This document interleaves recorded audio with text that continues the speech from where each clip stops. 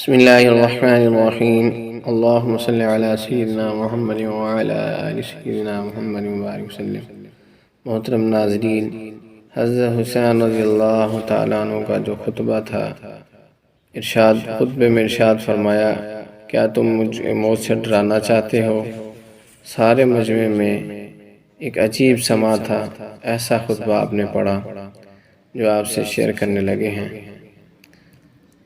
حضرت حسین رضی اللہ تعالیٰ عنہ کا خطبہ: اے لوگو، رسول اللہ صلی اللہ علیہ وسلم نے فرمایا ہے کہ جو شخص کسی ایسے بادشاہ کو دیکھے جو اللہ کے حرام کو حلال سمجھے، اللہ کے عہد کو توڑ دے، سنت رسول اللہ صلی اللہ علیہ وسلم کی مخالفت کرے، اللہ کے بندوں کے ساتھ گناہ اور ظلم و عدو ان کا معاملہ کرے، اور یہ شخص اس کے ایسے افعال و اعمال دیکھنے کے باوجود کسی قول یا فعل سے اس کی مخالفت نہ کرے، اللہ تعالیٰ کے ذمہ ہے کہ اس کو بھی اسی ظالم بادشاہ کے ساتھ اسی کے مقام دوزخ میں پہنچا دے۔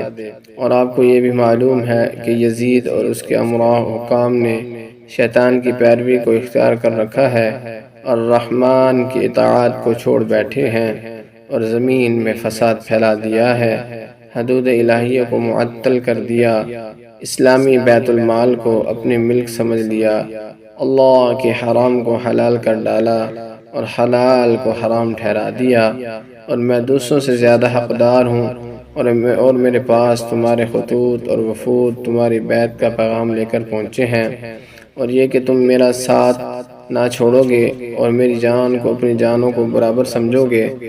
اب اگر تم اپنی بیعت پر قائم ہو تو ہدایت پاؤ گے۔ میں رسول اللہ صلی اللہ علیہ وسلم کی لخت جگر حضرت فاطمہ رضی اللہ تعالیٰ عنہ کا بیٹا ہوں۔ میری جان آپ لوگوں کی جانوں کے ساتھ اور میرے اہل و عیال آپ لوگوں کے اہل و عیال کے ساتھ۔ تم لوگوں کو میرا اتباع کرنا چاہیے، اور اگر تم ایسا نہیں کرتے بلکہ میری بیعت کو توڑتے ہو اور میرے عہد سے پھر جاتے ہو، وہ تم لوگوں سے کچھ بعید نہیں، کیونکہ یہی کام تم میرے باپ علی رضی اللہ تعالیٰ عنہ اور بھائی حضرت حسین رضی اللہ تعالیٰ عنہ اور چچا زاد بھائی مسلم بن عقیل کے ساتھ کر چکے ہو، اور وہ آدمی بڑا فریب میں ہے جو تمہارے عہد و پیمان سے دھوکہ کھائے، سو تم خود اپنا آخرت کا حصہ ضائع کر دیا اور اپنے حق میں ظلم کیا ہے۔ محترم سامعین، اور جو شخص بیعت کر کے توڑتا ہے وہ اپنا نقصان کرتا ہے، اور قریب ہے کہ اللہ تعالی مجھے تم سے مستغنی فرما دے۔ خود ابن یزید نے خطبہ سن کر کہا، میں آپ کو اپنی جان کے بارے میں خدا کی قسم دیتا ہوں، کیونکہ میں یقین کے ساتھ جانتا ہوں اگر آپ قتال کریں گے تو قتل کیے جائیں گے۔ حضرت حسین رضی اللہ تعالیٰ عنہ نے فرمایا، کیا تم مجھ کو موت سے ڈرانا چاہتے ہو؟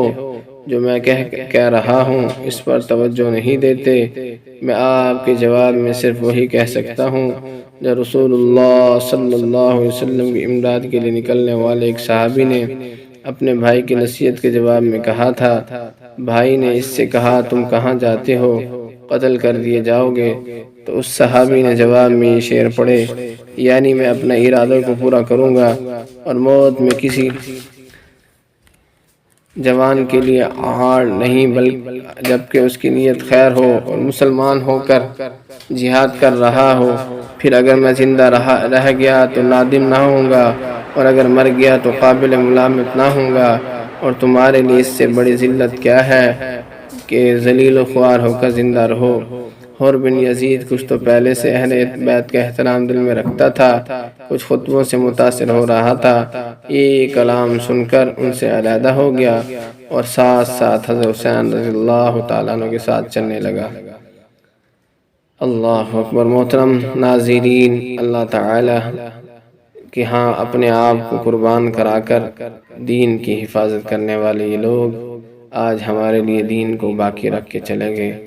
اللہ تعالی حضرت حسین رضی اللہ تعالیٰ عنہ اور اہل بیت کو جزائے خیر عطا فرمائے اپنی شان کے مطابق۔